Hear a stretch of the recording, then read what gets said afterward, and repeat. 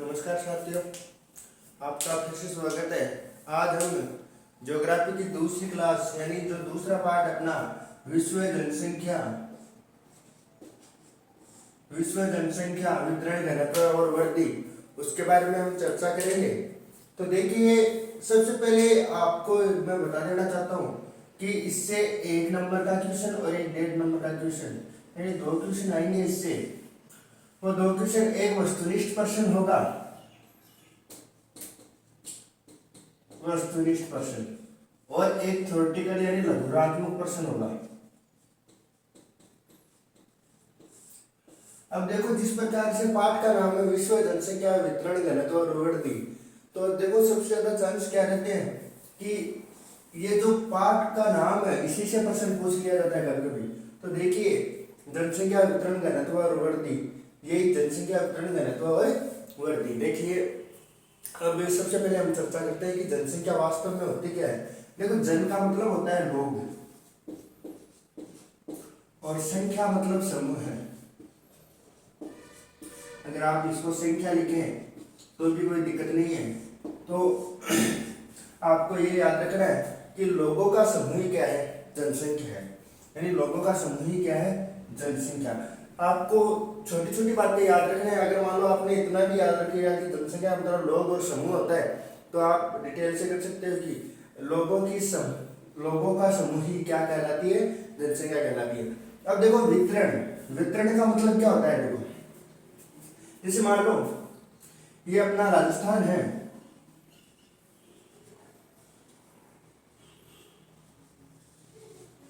ये मान लो राजस्थान है अपना। अब राजस्थान में मान लो हर जगह अलग अलग जनसंख्या है। जैसे मान लो यहाँ पे इतनी है, यहाँ पे जैसे मान लो जयपुर आ गया तो जयपुर में जाता है। तो क्या है, जो ये जनसंख्या ये किस प्रकार से है, यानी कि फैली हुई है, किस प्रकार से फैली हुई है, तो यही क्या है, वितरण। तो देखो किस प्रकार से, देखो मैं बता देता हूँ आपको इसका, यानी लोगों के रहने की स्थिति, यानी लोग किस प्रकार से रह रहे हैं, वही क्या है, जनसंख्या वितरण। अब देखो, आगे हम बात करते हैं घनत्व की। तो घनत्व मतलब होता है 1 वर्ग किलोमीटर में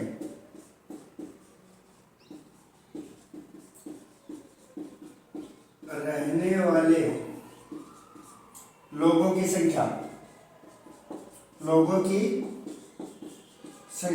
देखो किस प्रकार से।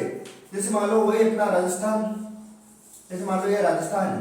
अब मान लो ये यहाँ पे कोई आदमी रह रहे हैं, यहाँ पे रह रहे हैं, यहाँ पे रह रहे हैं, यहाँ पे रह रहे हैं, तो इसका घनत्व देखो किस प्रकार से निकल जाता है। ये भी सूत्र आ सकता है आपका कि घनत्व का सूत्र बताइए। तो देखो, घनत्व का सूत्र होता है, देखो सबसे पहले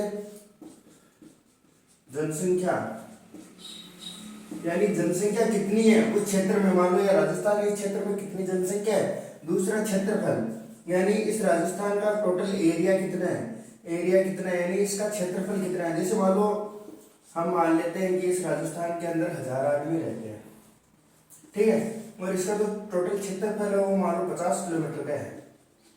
अगर आपको ये बोल दिया जाए कि अब इसका जनघनत्व निकालिए, तो जनघनत्व यानी 1 वर्ग किलोमीटर में रहने वाले लोगों की संख्या, तो जनघनत्व जैसे मान लो कितने आदमी है, 1000 आदमी, और कितने किलोमीटर है, 50 किलोमीटर, तो 1 शून्य से 1 शून्य, ये 20 बार। तो 1 किलोमीटर में कितने निवास करते हैं, 20 व्यक्ति प्रति वर्ग किलोमीटर। ये आपका क्या हो गया, जनसंख्या घनत्व है। ठीक है, इतनी बात समझ में आ गई कि जनसंख्या किसे कहते हैं, लोगों के समूह को जनसंख्या कहते हैं, और वितरण लोगों के रहने की स्थिति यानी वो किस प्रकार से रहते हैं, और घनत्व का मतलब हो गया 1 वर्ग किलोमीटर में रहने वाले लोगों की संख्या क्या है, घनत्व है। अब आगे हम बात करते हैं वृद्धि। देखो, वृद्धि का मतलब होता है बढ़ोतरी या कमी। देखो, वृद्धि कम भी हो सकती है, ऋणात्मक वृद्धि भी हो सकती है और धनात्मक वृद्धि भी हो सकती है। देखो, धनात्मक का मतलब होगा हमेशा वहां पे बढ़ोतरी होगी, और ऋणात्मक का मतलब होगा वहां पे हमेशा घटाव होगा। अब देखिए हम आगे आगे बात करते हैं। तो देखिए वृद्धि के बारे में,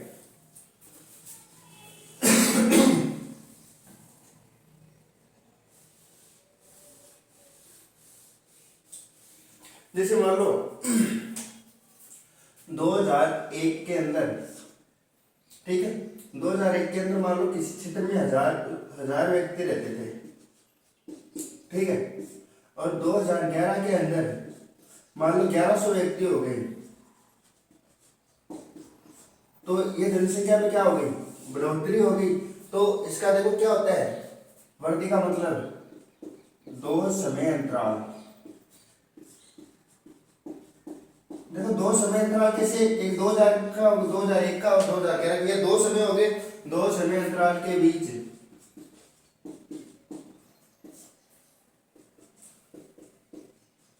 जनसंख्या में बदलाव,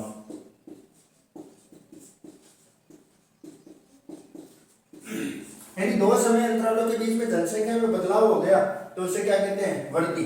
तो जैसे कि पहले 1000 व्यक्ति थे, अब 1100 हो गए, तो इनमें क्या हो गया, बदलाव हो गया, तो ये क्या हो गया, वृद्धि। अब देखो जनसंख्या वृद्धि किस प्रकार से हो सकती है, इसके बारे में हम चर्चा करेंगे।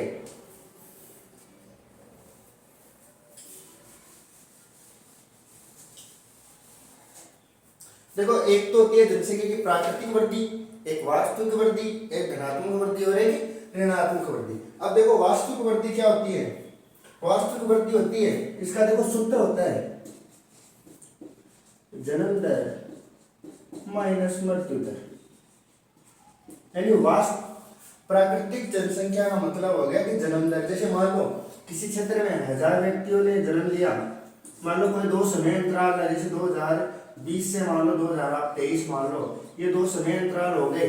इसमें मान लो 1000 व्यक्तियों ने जन्म लिया और मान लो 500 व्यक्ति मर गए, ठीक है, मान लो 500 व्यक्ति मर गए, तो इसकी प्राकृतिक जनसंख्या निकालनी है, तो 1000 में से, यानी ये जन्म लेने वालों में से मृत्यु, जिनकी मृत्यु हो गई वो घटा दो, तो इसकी जो प्राकृतिक वृद्धि है वो कितनी हो जाएगी, 500 हो जाएगी। अब इसके बाद में हम बात करते हैं वास्तविक वृद्धि। देखो वास्तविक वृद्धि क्या होती है, वास्तविक वृद्धि का बस ये याद रखना, ऊपर का 2 सेम याद रखना, जन्म दर माइनस मृत्यु दर, अब इसमें प्लस कर देना आप्रवास माइनस उत्प्रवास। अब देखो ये आप्रवास उत्प्रवास क्या होता है कि जन्म दर यानी जन्म लेने वालों की संख्या और मृत्यु दर यानी मरने वालों की संख्या। आप्रवास, देखो आप्रवास का मतलब होता है किसी नए स्थान पर आने वाले व्यक्ति, किसी नए स्थान पर आने वाले व्यक्ति, और उत्प्रवास का मतलब दूसरे स्थान पर जाने वाले व्यक्ति।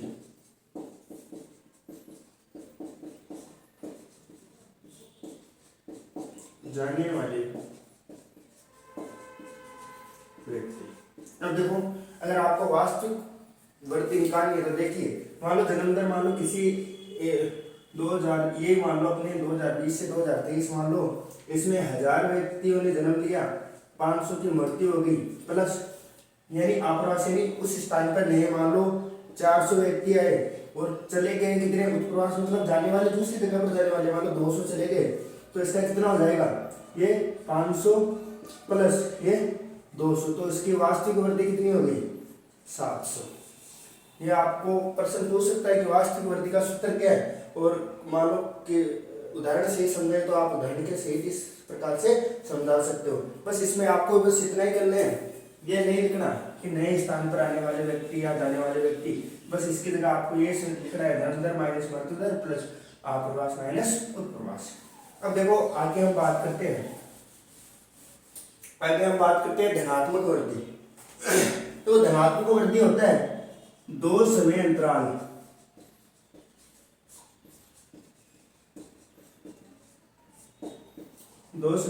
के बीच जनसंख्या में बढ़ोतरी,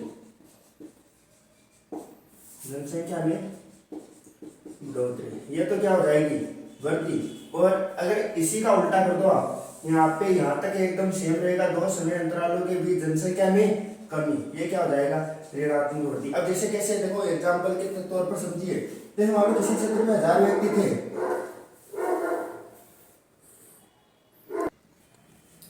जैसे मान लो किसी क्षेत्र में 1000 व्यक्ति है, ठीक है, और फिर उसमें क्या हो गया, जैसे मान लो 1100 हो गए। उसी प्रकार जैसे मान लो 2020 में ये 1000 व्यक्ति थे और 2023 में 1100 हो गए, तो इनमें क्या हो गई, वृद्धि हो गई, यानी दो समय अंतराल है, इनके बीच में बढ़ोतरी हो गई, तो ये क्या हो गई, वृद्धि। अगर मान लो 1000 व्यक्ति थे और वहां पे भी 800 बचे, तो उसमें क्या हो जाएगी, ऋणात्मक, यानी कि उसमें कमी हो जाएगी। ये है कॉन्सेप्ट। देखो इसमें से सबसे ज्यादा क्वेश्चन इसी में आते हैं, क्योंकि डेढ़ नंबर का क्वेश्चन ही आएगा आपके, और डेढ़ नंबर के क्वेश्चन में सबसे ज्यादा छोटी परिभाषा पूछ ली जाती है, या फिर इसमें दो और हो सकते हैं, जनसंख्या को प्रभावित करने वाले कारकों के बारे में पूछ सकते हैं। दोनों नहीं पूछेगा, एक ही कारक पूछेगा, क्योंकि डेढ़ नंबर का क्वेश्चन है, ज्यादा बड़ा क्वेश्चन नहीं है, तो इसमें यह पूछ लेता है कि जनसंख्या को प्रभावित करने वाले भौगोलिक कारक को बताइए या आर्थिक कारक को बताइए। तो आपको बस ये याद रखना है कि भौगोलिक कारक मतलब जल की उपलब्धता होनी चाहिए, यानी धरती से संबंधित। भौगोलिक मतलब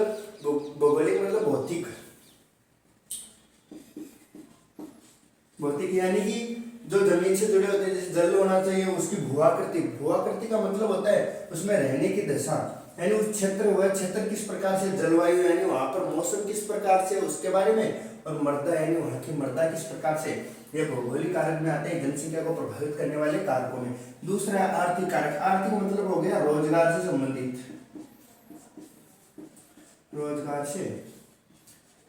देखो कि वहां पर खनिज की उपलब्धता होनी चाहिए। अगर लोगों को रोजगार चाहिए तो ये वो जनसंख्या को अपने और प्रभावित करेगा। वहां पे अच्छा नगर होना चाहिए, ठीक है, और औद्योगिक। अगर मान लो किसी नगर में गंदी बस्तियां हैं तो वहां पे तो लोग जाना पसंद नहीं करेंगे, लेकिन जहां पर अच्छी बस्तियां, जहां पर रहने की अनुकूल दशाएं हैं, तो वहां पर और उद्योग, यानी वहां पर उद्योगों का विकास होना चाहिए, ठीक है। तीसरा है सामाजिक और सांस्कृतिक कारक। देखो इसको इतना याद करने की जरूरत नहीं है, जितना ही आप ये दोनों याद कर लो कि भौगोलिक कारक में कौन कौन से आते हैं और आर्थिक कारक में कौन कौन से आते हैं। तो देखिए इसमें क्या क्या मेन हो गया, जनसंख्या, उसका वितरण, घनत्व, वृद्धि, प्राकृतिक जनसंख्या वृद्धि, वास्तविक वृद्धि, धनात्मक वृद्धि और ऋणात्मक वृद्धि। अब आगे हम बात करते हैं, इसमें 2 पॉइंट हो रहे, इसके बाद में ये आपका पार्ट कंप्लीट हो जाएगा। देखिए अगर आप स्क्रीनशॉट लेना चाहते हैं तो ले सकते हैं, फिर आगे हम बात करते हैं। देखिए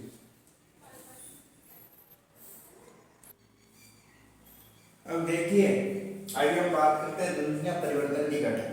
तो देखिए जनसंख्या परिवर्तन के 3 घटक होते हैं। एग्जाम में 1.5 नंबर के क्वेश्चन आएगा तो इसमें से भी पूछ सकता है कि जनसंख्या परिवर्तन के घटक बताइए। तो देखिए जन्म दर, मृत्यु दर और प्रवास, ये 3 है जो जनसंख्या में परिवर्तन कर देते हैं। तो जन्म दर किस प्रकार से प्रभावित करता है, देखो जैसे मान लो जन्म दर। अब देखो मान लो किसी क्षेत्र के अंदर 1000 व्यक्ति थे, अब नए जन्म लेने वालों की संख्या 500 बढ़ गई, तो उसमें परिवर्तन होगा जनसंख्या में, तो वो कितना हो जाएगा, 1500 हो जाएगी। तो देखो इसका सूत्र क्या होता है, किसी वर्ष विशेष में जीवित जन्म, जैसे मान लो 2020 से लेकर 2023 तक मान लो कितने बच्चों ने जन्म लिया, 1000 बच्चों ने क्या लिया, जन्म लिया, और किसी वर्ष विशेष के मध्य जनसंख्या, और मान लो उस समय उसकी जनसंख्या कितनी रही थी, मान लो 5000 रही थी, ठीक है।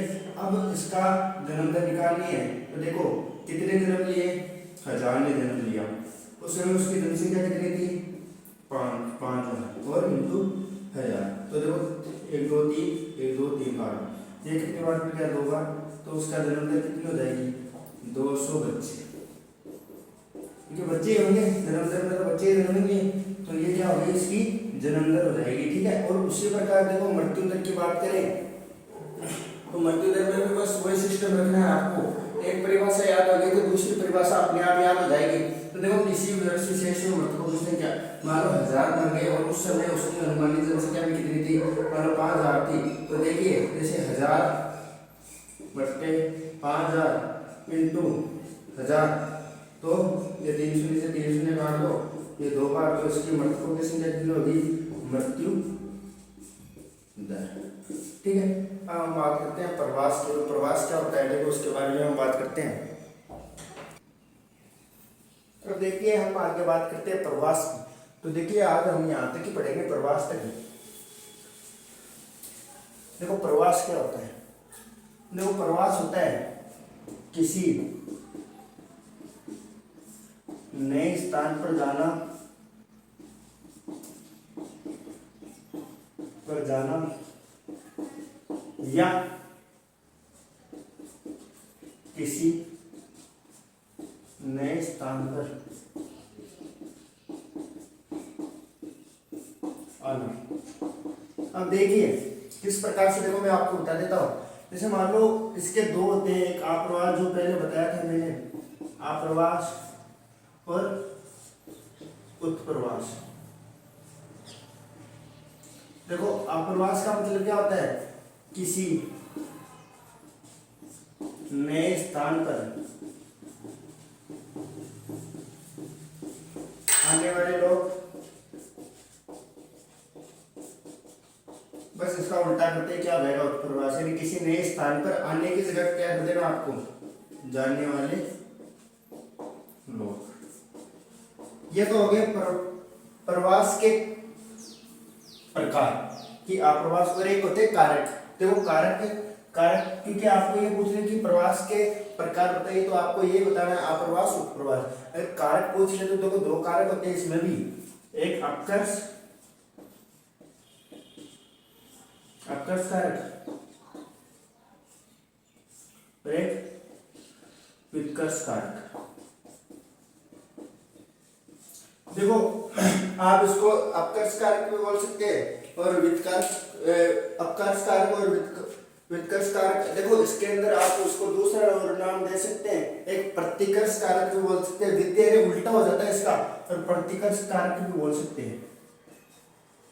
ठीक है, अब देखिए किस प्रकार से अपकर्ष मतलब जो जनसंख्या को अपनी ओर आकर्षित करते हैं, यानी ये अपकर्ष कारक क्या होते हैं, अपनी ओर आकर्षित करते हैं। जैसे आपने जनसंख्या को प्रभावित करने वाले कारकों में पढ़ा था कि भौगोलिक कारक हो सकते हैं, आर्थिक कारक हो सकते हैं, सामाजिक और सांस्कृतिक कारक हो सकते हैं। जैसे भौगोलिक कारक में जल की उपलब्धता हो सकती है, उसकी भूआकृति कैसी है, ठीक है, उसकी जलवायु कैसी है, उसकी मृदा कैसी है, तो उस प्रकार से लोगों को अपनी ओर आकर्षित कर सकते हैं। और प्रतिकर्ष कारक जो अपनी ओर आकर्षित नहीं कर सकते। तो आपको ध्यान रखना है, अगर प्रकार पूछ ले, ठीक है, प्रकार पूछ ले तो कौन से होंगे, आप्रवास और उत्प्रवास। ये कंफ्यूज मत होना कि आप्रवास और उत्प्रवास प्रकार है और ये क्या है, कारक। अब देखो इसमें दो चीजें हो रही है आपके, एक रहेगी जनांगीय संक्रमण और एक कौन सा रह गया आपके जनसंख्या नियंत्रित करने को उपाय। देखो इसमें एक और आपने देखा होगा इस पाठ में, एक और है कि जनसंख्या वृद्धि की प्रवृत्तियां, कि ईसा के समय जन्म कितना था, फिर